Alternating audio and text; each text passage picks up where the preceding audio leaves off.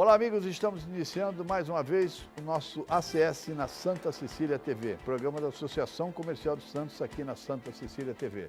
Nosso convidado de hoje, super especial, amigo de longa data, não muito, né? Senão vamos dizer que nós somos velhos, uns anos, talvez, 4, 5, 6, um pouquinho mais, quem sabe, Ricardo Mesquisa, empresário e presidente da Associação dos Empresários da Construção Civil na Baixada Santista. Ricardo Mesquisa, falei certo a sigla? Certinho? A sigla falou, tá certinho. É um nome complicado, mas é longo, né? Associação. É Baixada Santista inteira. A ideia era Baixada, né? Mas hoje está muito mais regionalizada e aqui na cidade de Santos. É verdade. Aliás, tudo bem com você? Faz tempo que a gente não se vê, né? Quase nada. Semana passada nos vimos pouco, né? Dia sim, dia também. Dia sim, dia também. Aliás, foram encontros importantes. Destacar primeiro, antes da gente entrar na área da construção civil, que é um setor importante e fundamental, principalmente na recuperação da economia, você já nos acompanhou em outros programas, por intermédio da Associação Comercial de Santos, da Secob, dos senhores da Unisantos, nós criamos o Conselho de Desenvolvimento Econômico de Santos, Condeção. O que é o Condeção? É um órgão para estimular o desenvolvimento econômico, o próprio nome já disse. E um dos parceiros de primeira hora foi a Secob. E ao longo da última semana, esses 4 parceiros se reuniram com vários candidatos para ouvir as propostas dos candidatos e nós entregamos, numa solenidade antes, nossas propostas para que integrem as respectivas plataformas dos candidatos e do futuro prefeito, um deles será o futuro prefeito. Então, a semana que passou, por isso que nós nos vimos quase que diariamente, nós ouvimos os candidatos. Condesan, hoje é uma realidade, né? Que era um sonho, hoje é uma realidade nossa, né? Puxa vida, é um negócio que quando eu tive contato com o Condesan, com o Conselho de Desenvolvimento de Maringá, que é a origem é Maringá, né? A origem houve um case de sucesso lá e a origem é Maringá, né? Isso foi no ENIC, Encontro Nacional da Indústria da Construção, em 2012. Eu imediatamente, junto com meu sócio Renato, nos apaixonamos por esse assunto. Puxa vida, esse é um negócio que será que a gente consegue implantar em Santos? Não é um mundo perfeito, mas a gente precisa pensar num universo muito mais abrangente do que só no nosso negócio. Porque se a cidade não andar bem, todos os negócios vão mal. No fundo, você sentiu, vamos ver se eu consigo traduzir o seu sentimento naquela oportunidade, foi um grupo grande de empresários, o pessoal da tribuna foi também, você sentiu a necessidade da sociedade civil participar, não é isso? Essa é a essência da questão? Claro, sem dúvida. Chega de deixar na mão deles, alguns bons, outros ruins, mas a verdade é essa, né? A verdade é que a sociedade civil precisa aprender a participar das decisões que são tomadas pelos eleitos, senão nós vamos pagar o preço. Porque se não houver um planejamento a longo prazo, como a gente faz nas nossas empresas, como as pessoas que são do setor privado tentam projetar o seu crescimento a longo prazo, a gente não sai do lugar, né? E esse conselho convoca toda a sociedade civil para participar deste planejamento. Então, nós estamos em formação, por enquanto são as 4 entidades e outras que estão nos grupos de trabalho. Mais 2 querendo entrar, você sabe disso. Você veja que está sensibilizando a sociedade civil. Eu acho que isso começa a ser convergente, porque não é possível que as pessoas não tenham vontade de participar e de definir os rumos da nossa cidade. Os eleitos, eles têm as suas prerrogativas, né? Governar é definir prioridades, mas nós precisamos ter um negócio a longo prazo. Vou dar um exemplo aqui que a gente saiu no jornal essa semana. Poxa vida, que até do amigo nosso, o complexo de Andaraguá. Nossa. 15 anos para sair do papel e teve um último revés agora. Só para traduzir, é o aeroporto de Praia Grande. O aeroporto de Praia Grande, carga e passageiro, mas principalmente com foco na carga, né? É um negócio que chega a ser surreal.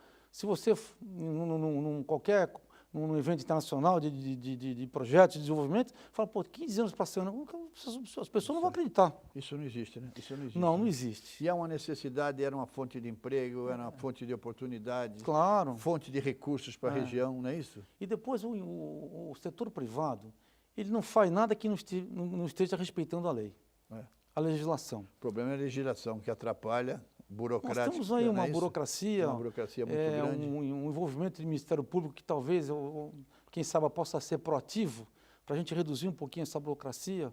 Eu acho que as coisas podiam caminhar paralelamente para você ter um objetivo comum, que é o desenvolvimento da região. É verdade. Aliás, já tivemos, vale lembrar, acho que o sobrenome era Beltrão, o primeiro nome era Hélio Beltrão? E Era o ministro da da desburocratização. Era Hélio Verdade. Beltrão, eu sei que o sobrenome era Beltrão. Eu acho que é esse mesmo. Isso nos entrega, né, o telespectador, a nossa cidade, além dos nossos cabelos brancos, né? Não, mas espera um pouquinho.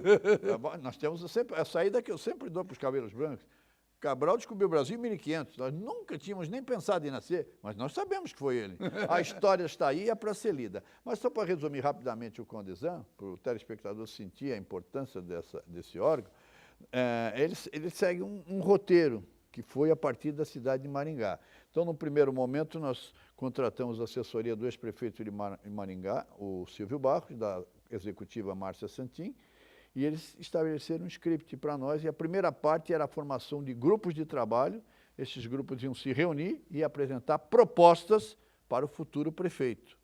Com um detalhe, propostas, mas tendo na essência o planejamento de longo prazo. E o desenvolvimento econômico. E o desenvolvimento, tanto que um dos 9 grupos era o desenvolvimento econômico. Agora, o que me chamou a atenção, Mesquita, e aí eu queria ouvir de você, foi a espontaneidade da adesão. Claro. O que eu recebi, e você também, lembra que você me ligava? Márcio, fulano quer participar, Márcio, fulano quer participar. Quantas? São 9 grupos e o resultado foi espetacular. Eu acho que a gente vai passar por uma curva de aprendizado, né? Nós vamos implantar o conselho de maneira com seu estatuto, seu regimento interno, e vamos começar a vivenciar, né, o conselho. E as pessoas vão começar a se aproximar dele, das entidades, das entidades de classe, as associações de bairro, clube de servir, etc., universidades, esse grupo que acho que vai começar a se envolver de maneira até apaixonante, que nós vamos ter que ter um controle de rédea, porque as coisas não podem ser passionais, elas têm que ser racionais, né? Perfeito, perfeito. E nós vamos passar por essa curva de aprendizado. Agora, não há como a pessoa não se envolver num projeto desse. Detalhe importante, quando começar a participar. Um detalhe importante, quando ele diz que nós estávamos nos vendo um dia sim e outro também, então esses 9 grupos prepararam principais desafios e oportunidades. Foi isso. Nós fizemos um book, fizemos uma solenidade lá na Associação Comercial, junto com os nossos parceiros, Secob, Unisantos e Senhores, e entregamos para cada candidato esse book com as propostas desses 9 grupos de trabalho. 9 grupos de trabalho. E aí, a semana passada, nós começamos a ouvir, entregamos, demos um prazo aos candidatos para estudar aquele book, e a semana passada nós começamos a ouvir os candidatos sobre o compromisso dele em relação àquelas propostas e oportunidades do grupo de trabalho. Nós vamos fazer o primeiro intervalo. Na volta, nosso Ricardo Mesquita vai falar o que ele sentiu nesse encontro com os candidatos ao longo da semana passada. Voltaremos em instantes.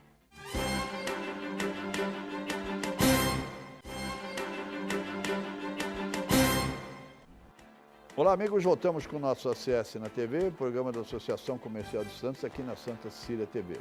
Nosso convidado de hoje, Ricardo Mesquita, ele que é presidente da Secob. Terminamos o primeiro bloco, Mesquita, falando sobre esse encontro que aconteceu entre os 4 players, 4 criadores do Condesan com os candidatos. Você participou de todos. O que você sentiu dos candidatos? Eu acho que é tudo muito novo, né? Eles estão começando a entender que vai haver uma participação muito mais decisiva da sociedade civil dessa maneira do que no passado, né? Então, é uma maneira também a gente cobrá-los, né, do cheque em branco que é recebido quando ele é eleito. E, às vezes, a gente nunca, como sociedade civil, teve um instrumento de cobrança. E eles também vão passar por uma curva de aprendizado, né?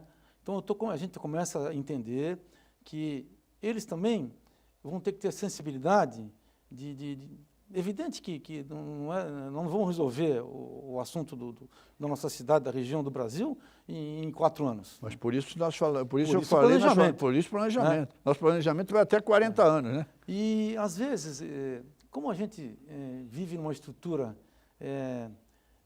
política, partidária, que já vem de anos, que a gente entende que ela falta uma participação da sociedade civil, então eles também não estão tão acostumados a ter, vamos dizer assim, esse diálogo com a sociedade, de maneira produtiva e de uma cobrança efetiva. Você sabe, vamos ver, a sensação que eu tive ao longo desses encontros com os candidatos, e aí não vamos falar nomes, Claro. porque já estamos em período eleitoral, mas me chamou a atenção, pelo menos 2 ou 3, mas um deles me chamou a atenção, e você sabe, Verdade. e você sabe, que esse pegou o nosso book e leu inteirinho, Não, esse né? ele entendeu, o modelo de participação. Você sentiu isso? Que Claro, falou, não, esse claro, leu, né? Claro, claro. É. O outro já disse, não, eu li. Um que falou do Porto também nos mostrou um bom conhecimento, não é isso? Bastante profundo. Mas é um processo de aprendizado, Essa né? está certa. Eu acho que nós vamos vencer essas etapas. Gostaríamos, né, que isso fosse uma velocidade maior, né? Para não acontecer o que aconteceu com o aeroporto de Praia Grande, né? E as pontes? Quantas pontes a gente teve projetadas aí, desde Prestes Maia, né? Desde Prestes Maia. Quer Parece dizer, que a primeira, se não me falha a memória, é 1950, não é isso? Quer dizer, mas, então essas coisas não podem acontecer. Parece que, a gente, um pouquinho de conhecer do Brasil aí, dos estados aí, que tem alguns lugares que a gente não acontece isso, as coisas saem com um pouquinho mais de rapidez do papel.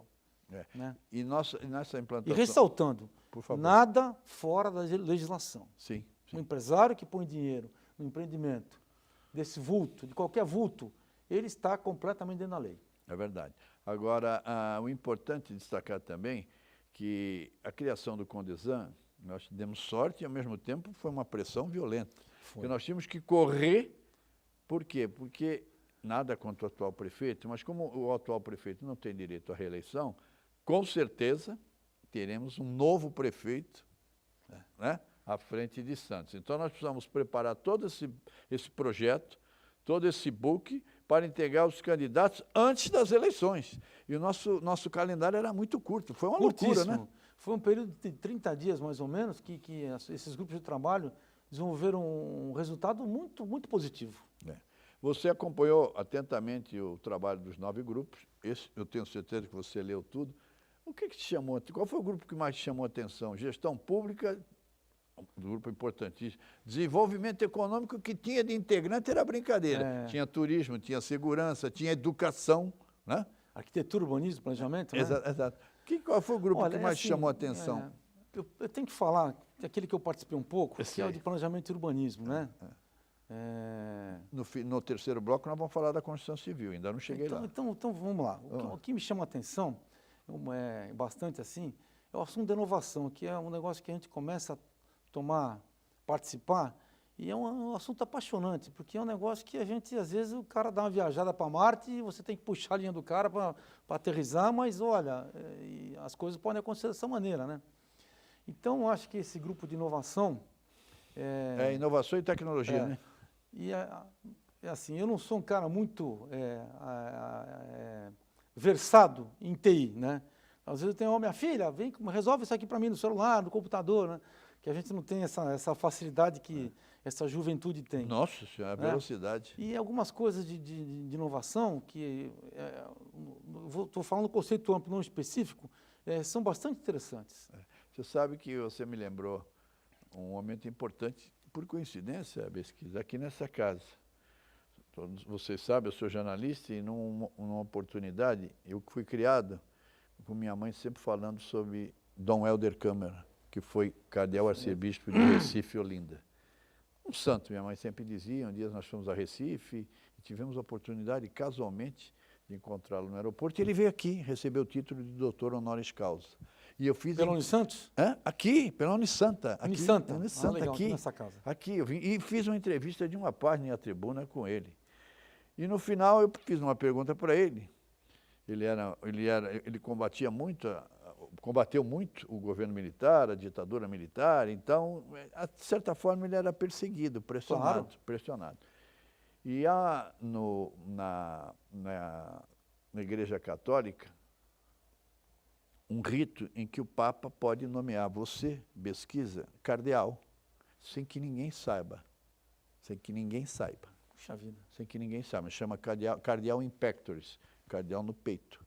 Só fico sabendo eu e você. Por quê? Se eu divulgar, você vai ser mais perseguido ainda e vai demonstrar que a igreja está apoiando uma pessoa que está combatendo o governo.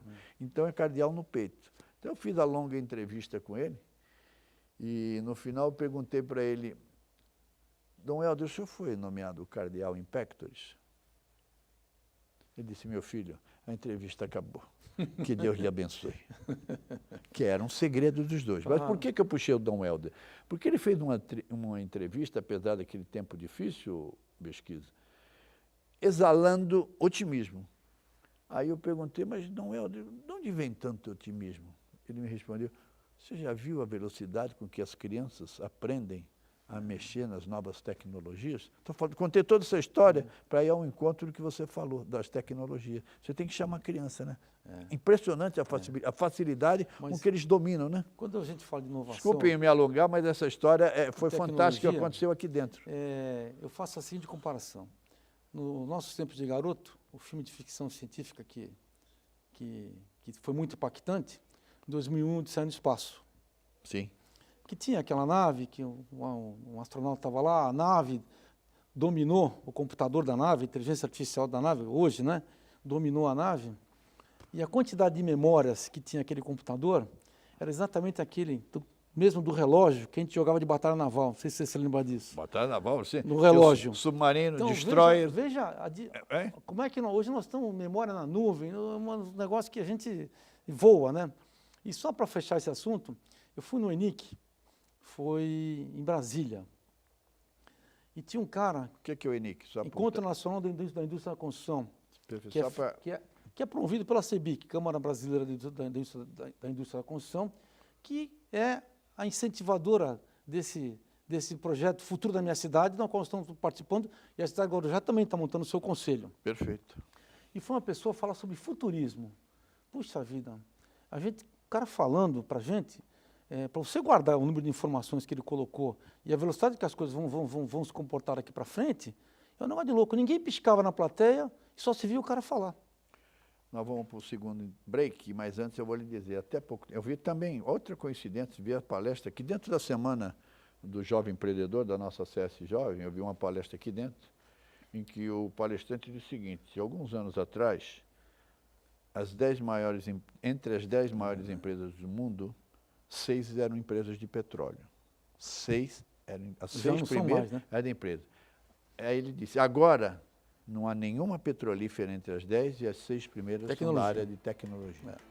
Voltaremos em instantes com o terceiro e último bloco, e aí sim, já falamos muito do Condesan, vamos falar da construção civil, uma fonte de emprego e de desenvolvimento para a cidade. Voltaremos em instantes.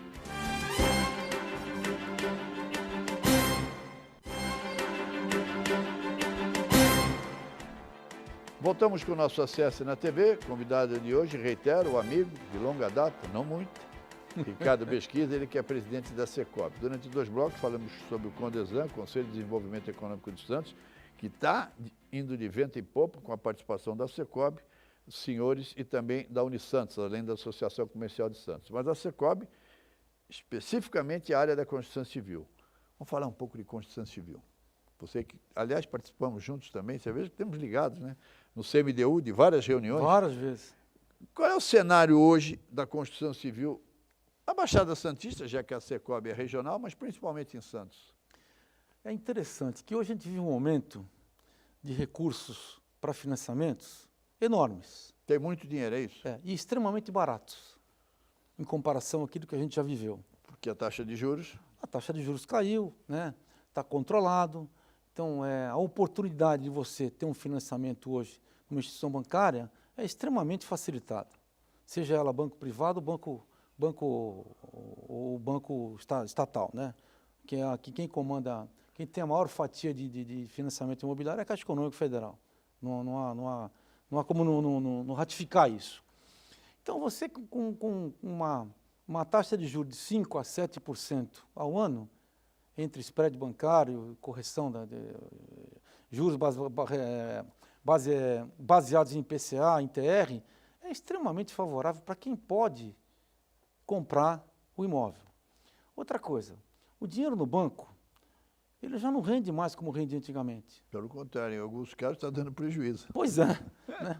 Então, as pessoas que têm oportunidade, né, que estão num setor que ainda não foram afetados pela pandemia, é um bom momento para o cara fazer ou tirar o dinheiro do banco e comprar uma unidade imobiliária que estava nos seus planos e com a pandemia ou com aquele, evidente, com aquele receio que todo mundo tem ou de perder o emprego, ou a pandemia me afetar de uma maneira diferente, eu ficar doente, aquelas coisas que a gente pode acontecer, e não saber qual é a data da retomada. A retomada ela vai vir lenta e gradual. Né? Mas o mercado me parece que já dá sinais de aquecimento, já há algum tempo, né? Então, na verdade é assim, esse aquecimento do mercado não é de novas unidades lançadas. São unidades represadas. Represadas em estoque, Sim. Né? Que isso é que está movimentando mais, vamos dizer assim, do que os novos lançamentos. Até porque os empreendedores também, quando começaram a pandemia, vamos esperar um pouquinho para as coisas acomodarem. Nós hoje estamos sofrendo um aumento de materiais, dos insumos básicos, que a gente precisa tomar um cuidado quando fazer o lançamento para botar preço no imóvel. Porque a gente tem, todo mundo que é empreendedor imobiliário, que tem alguns cabelos brancos igual a gente, né, tem medo da inflação que a gente viveu. Você se lembra que em 89, 90, antes a gente ter democracia plena no Collor? Eu ainda não era nascido. Poxa vida, nós tínhamos uma inflação de quase 100% ao mês. É verdade. O telespectador imagina o seguinte, nós vamos começar um mês, eu sempre falo isso, com 100 dinheiros. No final do mês você só tem 10 dinheiros. Não lembro qual era a moeda? Sim. Cruzado real cruzado. E aí, se a gente for voltar, nós darmos... Cruzeiro Novo. Nós fomos até fiscal do Sarney, lembra? É verdade. Fiscal do Sarney. Puxa vida. Supermercado, não pode fazer a remarcação e tal. Ameaçava, dava até ordem de prisão. Nossa, dava cada confusão. Mas, voltando então, acho que essa retomada ela vai ser lenta e gradual. Em alguns lugares do país, é evidente que você tem uma faixa de renda maior, que na cidade de São Paulo, por exemplo, que essa tem uma movimentação maior, mas é um mercado definido, não é para todo mundo, né? É um mercado que as pessoas que têm um poder aquisitivo maior do que a maioria das pessoas. Agora, você falou em estoque, eu falei represado, você falou estoque, que é o termo correto. Agora, e novos lançamentos? Eu tenho visto novos lançamentos também, mas já tenho visto, até de colegas nossos. Claro, né? Mas como é que é a indústria imobiliária? Ela varia, entre você comprar um terreno e entregar o prédio, é de 3 a 5 anos, dependendo do recurso que a pessoa tiver, dos problemas que ela enfrentar para aprovar projetos, essas coisas todas. Então, é um negócio a médio e longo prazo. Normalmente, os pequenos e médios empreendedores aqui da nossa região, excetuando esses 2 ou 3 que são os maiores, ele faz um prédio, quando está terminando um prédio, ele começa outro, né? Ou 2 prédios ao mesmo tempo. Então, por isso que a gente vê, está vendo, há uns 5, 6 anos atrás, os empreendedores, eles diminuíram o ritmo, né? Terminaram suas obras agora, compraram o terreno, então começaram novos empreendimentos. Então, é aquele ciclo que está recomeçando. E eu acho que é bem oportuno, porque nós vamos ter essa retomada nesse mesmo time, né? É difícil você surfar a onda na hora certa. É né? Verdade. Isso ele foi um recado, surfar a onda na hora certa. Outro dia ele teve a coragem de dizer que é surfista também. Não, mas olha, agora eu vou fazer aqui um testemunho. Mostrou, tem lá, não sei se é foto, se é montagem, mas aparece ele surfando com essa tecnologia toda. Tudo bem, sem problema. Com essa tecnologia toda, hoje a gente tem que desconfiar disso, né? É verdade, não. Além de. É surfista e foi um bom jogador de futebol, tem história, tem registros que comprovam isso. Mas continuando ainda na construção civil, nessas reuniões com os candidatos, você disse a um deles, não, nós precisamos de ajustes, precisamos ajustar algumas coisas. Qual é o grande ajuste que hoje sonha a construção civil? Para a gente mandar um recado para os candidatos. Olha, nós temos 2 assuntos que nos atrapalham muito hoje, né? Quando você quer construir um pouco a mais, assim, vamos dizer assim, a mais em área construída, como manda a lei em alguns lugares da cidade, você compra uma outorga onerosa do direito de construir. Você paga para construir a mais. E nesse momento... isso? Isso. Por favor. E nesse momento, essa outorga, ela está sendo... que você paga logo quando você aprova o projeto.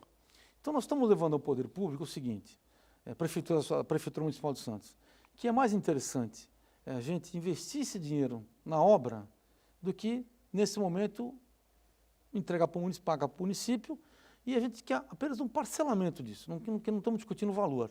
Nós estamos discutindo forma de pagamento. Concorda com a outorga, mas quer uma outorga forma até de pagamento porque diferente do que é hoje.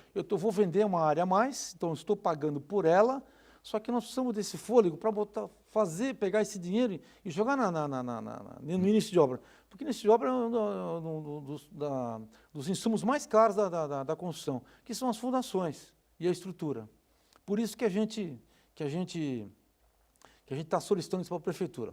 O outro negócio que nós estamos conversando também é que você, quando vende para o seu cliente, você vende num contrato particular de compra e venda. Né? Sim.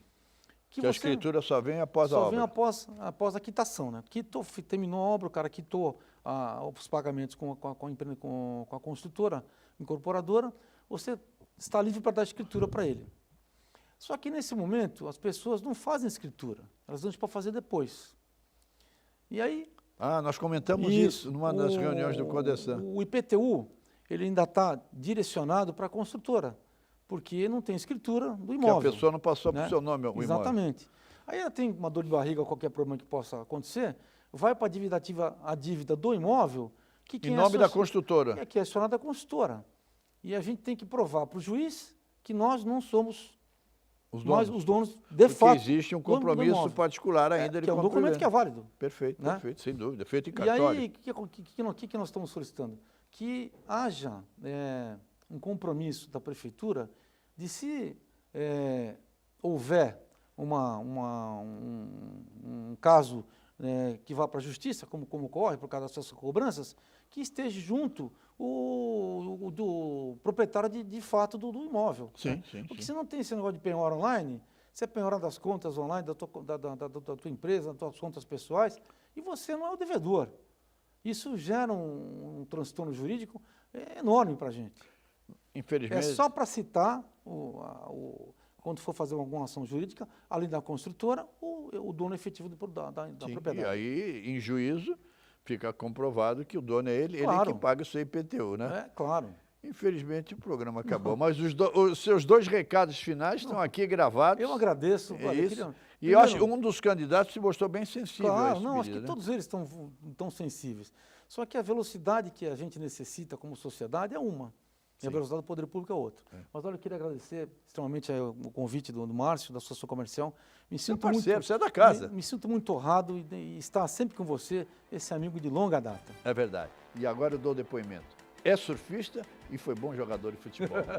Pesquisa, um abraço, muito obrigado. Até a próxima. Até a próxima. Tem que dar soquinho. Isso aí. Fique conosco, um abraço e até a próxima.